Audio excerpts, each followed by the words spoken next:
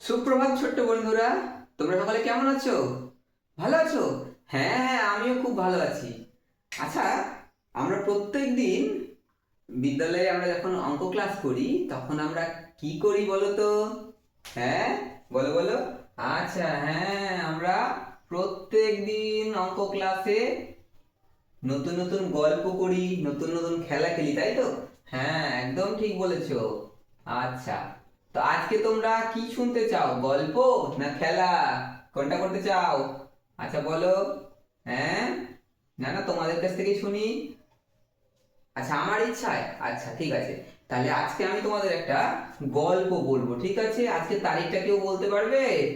হ্যাঁ হ্যাঁ, একদম ঠিক বলেছো। আজকে হচ্ছে 15 তারিখ। এখন থেকে তারিখগুলো মনে রাখতে হবে, তোমরা বড় হচ্ছ তো। হুম। আচ্ছা, তাহলে আজকে আমি একটা গল্প বলবো, ঠিক আছে? প্রত্যেকদিন আমি স্কুল থেকে যাওয়ার পর কিন্তু মাঠে যাই, জানো তো? জানো, কেউ দেখেছো আমাকে মাঠে? হ্যাঁ, আমি তো তোমাদের দেখতে পাই মাঠে, তোমরাও খেলতে যাও।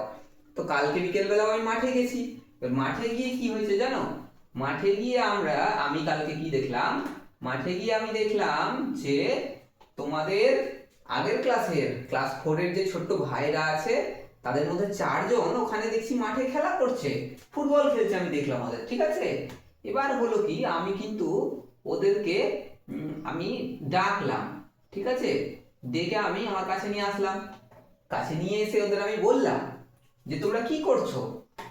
তখন ওরা বলল, স্যার আমরা ফুটবল খেলছি, ঠিক আছে? তখন ওরা বলল যে স্যার আমরা ফুটবল খেলছি।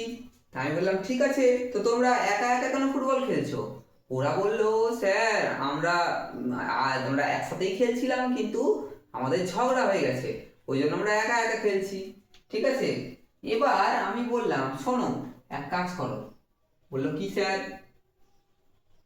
আমি বললাম, আজকে তোমরা কি খেলছো বলো? বললো ফুটবল। আমি বলছি একা একা কেন খেলছো? বলছে স্যার আমরা একা একাই খেলবো, আমাদের ঝগড়া হয়ে গেছে। তো 4 জন কিন্তু দেখলাম এইরকম ভাবে একা একা খেলছে, ঠিক আছে? তো আমি ওদের বোঝালাম যে একা একা খেলতে হয় না। তখন বললো, স্যার তাহলে কি করে খেলবো?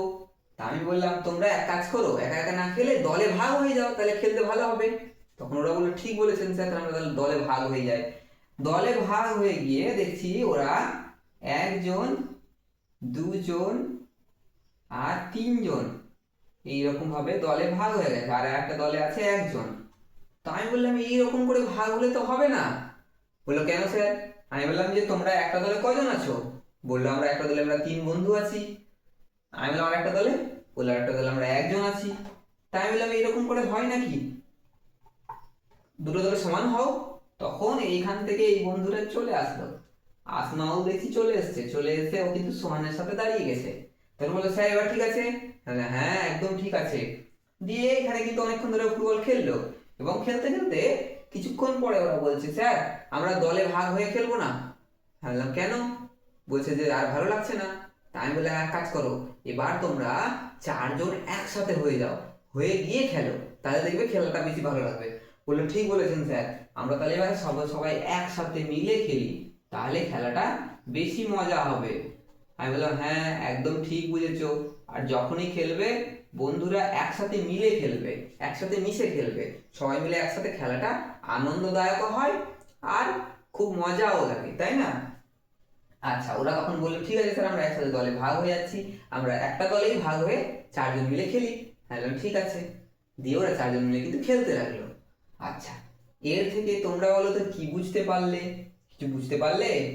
কি বুঝতে পারলে? হ্যাঁ পার্বতী, তুমি বলো কি বুঝতে পারলে? হ্যাঁ, আচ্ছা আচ্ছা আচ্ছা, এখানে সবগুলোতে সমানভাবে আছে। হ্যাঁ ঠিক ধরেছো। এইখানে কটা দল আছে তোমরা একটু দেখো তো, দেখে বলো তো। একটা, দুটো, তিনটা, চারটা। এখানে রয়েছে 4টা দল। এখানে কটা দল রয়েছে একটু কেউ বলবে? কে বলবে? আফতাব তুমি বলো। এখানে কটা দল? এখানে রয়েছে 2টো দল, একদম ঠিক বলেছো। এখানে কটা দল? কে বললো? একটা?